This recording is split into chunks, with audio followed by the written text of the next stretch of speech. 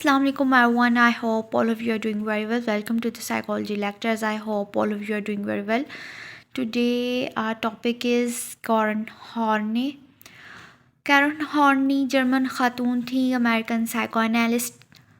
ठीक तो 1885 में उनकी पैदाइश है और वो पहली खातून है जिनने साइकोएनालिसिस में ट्रेनिंग हासिल की थी। कॉरन हॉर्नी की अगर हम लिविंग स्पैम देखें तो 1885 बर्थ ईयर है, तो 1952 जो उनसे वो डेथ ईयर था। वो अपने फ़ादर को काफ़ी एडमायर करती थी, लेकिन उनको ये महसूस होता था कि उनके फ़ादर जो उनसे, उनका बाप जो उनसे, वो उनके भाई को ज़्यादा मोहब्बत करता है बानिस्बत उनको, मतलब कि उनको उस तरह मोहब्बत नहीं करते जिस तरह वो अपने उनके भाई से मोहब्बत करते हैं। She was very close with her mother. इस वजह से वो अपने मदर के साथ ज़्यादा करीब थी, जो कि रवायती सा एक है जो कुछ ज़्यादा ही बैकवर्ड और ट्रेडिशनल और कल्चरल लोग होते हैं जो ऐसे बाइसनेस क्रिएट करते हैं अपनी डॉटर एंड सन में। वही वाला था इनका भी हिसाब किताब। Believed if she could not be beautiful than she should be intelligent. फिर उनका यही था कि चलो मैं खूबसूरत नहीं हूँ तो मैं इंटेलिजेंट हूँ। हालांकि ये अच्छी खासी खूबसूरत लग रही हैं। तो attended pre medical school to become a physician. फिर इन्हें प्री मेडिकल स्कूल अटेंड किया फिजिशियन बनने के लिए, और उनकी शादी हुई ऑस्कर हॉर्ने से और उनके 3 बच्चे थे। ठीक undergoing psychoanalysis with Karl Abraham के साथ इन्हें साइको एनालिसिस किया during first year of marriage, first pregnancy and later divorced husband. उसके बाद पहले साल में ही पहली ही फर्स्ट बॉर्न के बाद ही उनकी डिवोर्स हो गई थी। हॉर्ने was detached from her children during their childhood. और हॉर्नी जो सी थी काफ़ी डिटैच्ड थी अपने बच्चों से वो उनकी बचपन में, क्योंकि वो सफ़र कर रही थी डिप्रेशन से, क्योंकि उनके हस्बैंड जौन से थे वो बैंकरप्ट हो गए थे और उनके ब्रदर जौन से थे उनकी डेथ हो गई थी। तो इस वजह से वो डिप्रेशन से सफ़र कर रही थी, और डिप्रेशन की वजह से वो अपने बच्चों के साथ वैसा बॉन्ड नहीं बना पाई जैसा एक मदर का अपने बच्चों के साथ होना चाहिए। काफ़ी डिटैच था। अमूमन जब हम कोई भी, मतलब कि अक्सर जो सा होता है पोस्टमार्टम डिप्रेशन के साथ अक्सर पेशेंट्स आते थे हॉस्पिटल में, या फिर अक्सर कुछ ऐसी मदर्स भी आती थी जो कि डिप्रेशन से गुजरी होती थी। तो जब एक मदर फिगर डिप्रेशन में जाती है तो उसका डिप्रेशन वर्स्ट है कि नहीं, इस चीज़ का सिग्निफिकेंट सिम्बो उसका उसके बच्चों के साथ रिलेशनशिप होता है। जब एक मदर का अपने बच्चों के साथ डिटैच्ड बिहेवियर हो जाता है, इट्स मीन कि ये बहुत सीवियर डिप्रेशन में है। ठीक है, तो पोस्टमार्टम डिप्रेशन में भी अक्सर ऐसी चीज़ें देखने में आती हैं कि बच्चे की केयर नहीं है या बच्चे का ख्याल ही नहीं रखा जा रहा, इतना सीवियर डिप्रेशन अटैक है। तो ये चीज़ गौर फिक्र है कि फिर उनके बच्चों के साथ उनका कैसा डिटैच्ड बिहेवियर होगा। तो स्कूल ऑफ थॉट को अगर हम बात करें तो ये psycho analysis school of thought से बिलोंग करती हैं, और फ्रॉइड के सेम कैटेगरी है एज फ्रॉइड, क्योंकि फ्रॉइड को तो हम फादर ऑफ साइको एनालिसिस कहते हैं। लेकिन इसने फ्रॉइड के आइडियाज़ को, थॉट्स को रिजेक्ट किया था, और इनकी कॉन्ट्रीब्यूशंस को देखें तो ह्यूमनिज़म पे इनकी काफ़ी है, सेल्फ साइकोलॉजी पे इनकी काफ़ी कॉन्ट्रीब्यूशन है, साइको एनालिसिस पे, फेमिनिन साइकोलॉजी पे, इन सब चीज़ों पे उनकी काफ़ी कॉन्ट्रीब्यूशंस हैं। उसके बाद अगर हम बैटल अगेंस्ट फ्रॉइड की बात करते हैं, जैसे कि हमने कार्ल जूंग को भी पढ़ा था कि कार्ल जूंग कैसे फ्रॉइड के पीछे और उन सब की सारी कहानी, तो इसी तरह अगर हम इसकी भी करें तो न्यूयॉर्क साइको एनालिटिक इंस्टीट्यूट था, उधर से इनको निकाल दिया गया था क्योंकि इनने क्रिटिसाइज़ किया था फ्रॉडियन प्रैक्टिसेस को 1941 में। 1941 में इनको न्यूयॉर्क साइको एनालिटिक इंस्टीट्यूट से निकाल दिया गया था क्योंकि इनने क्रिटिसाइज़ किया था फ्रॉडियन प्रैक्टिसेस को। Founder of association for advancement of psychoanalysis and the American institute for psycho analysis the same year. इनने एक ही साल में 2 एसोसिएशंस क्रिएट की थी, 2 इंस्टीट्यूट्स क्रिएट किए थे। एक एसोसिएशन थी for advancement of psycho analysis, कि साइको एनालिसिस को एडवांसमेंट की ज़रूरत है, तो वो एक एसोसिएशन इनने बनाई थी। और दूसरी इनने जो बनाई थी वो थी American institute of psycho analysis the same year. Same, मैं दोबारा से रिपीट करूँगी, साइको एनालिसिस की ही कैटेगरी में है ये, लेकिन ये फ्रॉइड के आइडियाज़ से डिसएग्री करती थी, उनको रिजेक्ट करती थी, और उस पे ही इनने क्रिटिसाइज़ किया, क्रिटिक्स पास किए। उन क्रिटिक्स की वजह से 1941 पे इनको न्यूयॉर्क साइकोएनालिटिक इंस्टीट्यूट से निकाल दिया गया था, जहाँ पे फ्रॉइडियन प्रैक्टिस होती थी। इस वजह से उनने फिर अपनी 2 इंस्टीट्यूट्स क्रिएट किए, association for advancement of psychoanalysis and second American institute for psychoanalysis, एक ही साल में। Rejected the notation that women felt their genital were inferior. फिर अब फ्रॉइडियन ने बात की थी कि फीमेल्स को अपने जेनिटल्स इन्फीरियर फील होते हैं, तो यहाँ पे इनने इस चीज़ को रिजेक्ट किया कि नहीं, ऐसा नहीं है, फीमेल्स को अपने जेनिटल्स इन्फीरियर फील नहीं होते। Yet her careful observation revealed that women often did feel inferior to man. बल्कि उनने अपनी ऑब्जर्वेशंस पे बताया कि एक औरत को ओवरऑल मैन से इनसिक्योरिटी है, इन्फीरियरिटी है, लेकिन उन जेनिटल इन्फीरियरिटी नहीं है। ठीक, एक बात होती थी जो कि फ्रॉइड की ही थी कि एक औरत एक फ़ीमेल अपने जेनिटल को इन्फीरियर महसूस करती है मेल से, तो उन्हें उस चीज़ को रिजेक्ट करके कहा कि अपनी ओवरऑल ऑब्जर्वेशंस की बेस पे, कि उनकी ये ऑब्जर्वेशन थी कि ओवरऑल फीमेल जो सी है, वुमेन जो सी है, वो मैन से इन्फीरियर फील करती है। और ये हमारी सोसाइटी, क्योंकि मेल डोमिनेंट पर्सनैलिटी, और मेल्स हमारी सोसाइटी में अगर हम कल्चरल के हिसाब से देखें तो कल्चरल एस्पेक्ट से मेल जो है वो पर्सनैलिटी को डोमिनेट करता है, हमारी पर्सनैलिटी कह रही हूँ, हमारी सोसाइटी को डोमिनेट करता है, और मेल ने अपने ही फेवर्स पे अब ज़्यादा रूल्स रखे हुए हैं, ठीक है, ज़्यादा राइट्स रखे हुए हैं। तो और ये चीज़ हमने फेमिनिन साइकोलॉजी में भी पढ़ी थी, कैरन हॉर्न ने की थी, कि पता नहीं किसने की थी, ये फेमिनिन साइकोलॉजी में भी बात हुई है। लेकिन उसके बाद फिर अगर हम बात करें इस्लामिक, मतलब इस्लामिक अगर मैं बात करूँ, क्योंकि मेरा रिलीजन इस्लाम है, तो इस्लाम तो फीमेल्स को काफ़ी ज़्यादा राइट देता है। उस फीमेल्स की साइकोलॉजी, साइकी एक अलग से समझाता है, उसके राइट्स, उसके हकूक़, हर चीज़ को काफ़ी तहफ़्फ़ुज़ देता है औरत को।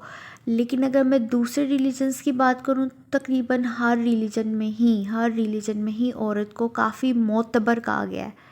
ठीक, रिलीजन्स जौन से हैं वो औरत को प्रोटेक्ट करते हैं, लेकिन हमारी सोसाइटी उसके ऑपोजिट जाती है, कल्चरल एस्पेक्ट्स भी ऑपोजिट है।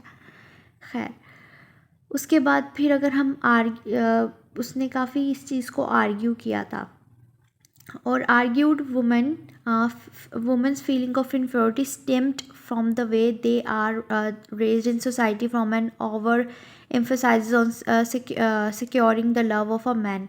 अब उसने ये भी बात की कि ये चीज़ के फ़ीमेल इन्फीरियरिटी फ़ील क्यों करती है, क्योंकि उसको एक ऐसे इन्वायरमेंट में, एक ऐसी सोसाइटी में सरवाइव करना होता है जहाँ पे उसको सिखाया जाता है कि उसने किस तरह एक आदमी से मोहब्बत लेनी है। ठीक, कि उसको ज़रूरत है एक आदमी की मोहब्बत की, और उसने उस आदमी की मोहब्बत लेनी है। कि अब आप अगर यहाँ पे एक अच्छे साइकोलॉजिस्ट है या समझ पा रही हैं इस बात को, तो यहाँ पे उसने बहुत बारीकी से बात की है। उसने ये कहा कि एक औरत अपने आप को इसलिए इन्फीरियर फील करती है, मतलब कि डिपेंडेंट फील करती है, because he has to be depend on the males love.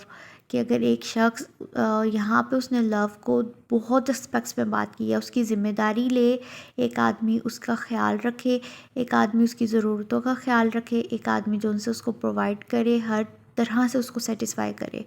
ठीक है, उसको अपनी लाइफस्टाइल के लिए एक मर्द की ज़रूरत होती है, इस वजह से वो अपने आप को एक मेल से इन्फीरियर फील करती है। ठीक, believe that women were raised in environments that masculinity was defined as strong, brave, competent and free, और femininity was defined as inferior, dedicate, weak and submissive। ये feminine psychology में सारी इनकी बातें हैं। उन्होंने ये भी आर्ग्यू किया और औरत इस वजह से भी अपने आप को इन्फीरियर महसूस करती है क्योंकि उसको एक ऐसे इन्वायरमेंट में पाला जाता है जो कि मैंने पहले भी आपसे बात की, कल्चरल एंड सोशल एस्पेक्ट्स हैं ये, कि मर्द जो उनसे है वो मज़बूत है, बहादुर है, ज़्यादा काबिल है, वो आज़ाद है, और औरत जो उनसी है वो इन्फीरियर है, डेलिकेट है, वीक है, सबमिसिव है। हमारे रिलीजन्स हमें ये ज़रूर बताते हैं फीमेल्स डेलिकेट, लेकिन वो साथ में ये भी बताते हैं she is the most respectable creature on the earth, उसकी सबसे ज़्यादा इज़्ज़त है। तो खैर सोसाइटी इस चीज़ का ख्याल नहीं करती, वो उसको सबमिसिव चाहती है, और हमारे कल्चरल एस्पेक्ट से, सोसाइटी के एस्पेक्ट से बेहतरीन औरत वो है जिसके मुंह में ज़ुबान नहीं है, सबमिसिव है, जी हजूरी करने वाली, वीक है, कमज़ोर है, वो बहुत बेहतरीन और ख़ूबसूरत औरत है। औरत की खूबसूरती उसकी वीकनेस में पाई जाती है। खैर से ये हैं सोशल एंड कल्चरल एस्पेक्ट्स जिनको मैं रत्ती बराबर भी कंसीडर नहीं करती। खैर अब हम हॉर्ने और फ्रॉइड के कुछ कॉन्सेप्ट्स को दोबारा से ओवरलैप भी करते हैं और डिफ्रेंशिएट भी करते हैं। पीछे भी हमने कुछ देखे हैं कि फ्रॉइड मेल डोमिनेंट, मेल की ये, मेल की वो, मेल ऐसे, मेल वैसे, लेकिन हॉर्ने ने फीमेल फेमिनिन साइकोलॉजी बताई क्योंकि she was the first psycho analytic analyst female थी, वो फर्स्ट साइको एनालिस्ट फीमेल थी। तो हॉर्ने ने कहा था childhood social tensions crucial for personality formation, कि हमारे चाइल्डहुड में जो हमें टेंशन्स मिलती हैं या हमारे चाइल्डहुड में जिस तरह का हमें सोशल इन्वायरमेंट मिलता है, हमारे इर्द गिर्द से हमें जिस तरह के परेशानियाँ, इन्वायरमेंट और ये सारी चीज़ें मिलती हैं, हमारी पर्सनैलिटी फॉर्मेशन भी उन्हीं चीज़ों की बेस पे होती है। लेकिन फ्रॉइड का क्या कहना था, चाइल्डहुड सेक्सुअल एक्सपीरियंसेस जो उनसे होते हैं वो पर्सनैलिटी शेप करते हैं। हॉर्ने ने कहा ओवरऑल चाइल्डहुड सोशल टेंशन्स, कि हमारा इन्वायरमेंट, हमारे इर्द गिर्द के लोग किस तरह के थे, किस तरह बात हुई, किस तरह चीज़ें, और सोशल की जब हम बात करें तो सोशल में हमारा हर तरह से एक सोसाइटी में मूव करने वाले जितने भी कंपोनेंट्स होते हैं सारे ही आ जाते हैं। और जब फ्रॉइड की बात करो तो उसने तो की ही सेक्सुअल एक्सपीरियंसेस की बात है कि सिर्फ sexual experiences of the childhood. Carl Jung भी जो डिसएग्री करता था वो इसी चीज़ पे कि इसने सेक्सुअल एक्सपीरियंसेस को, सेक्सुअलिटी को बहुत ज़्यादा मतलब कि प्रोमिनेंट किया है।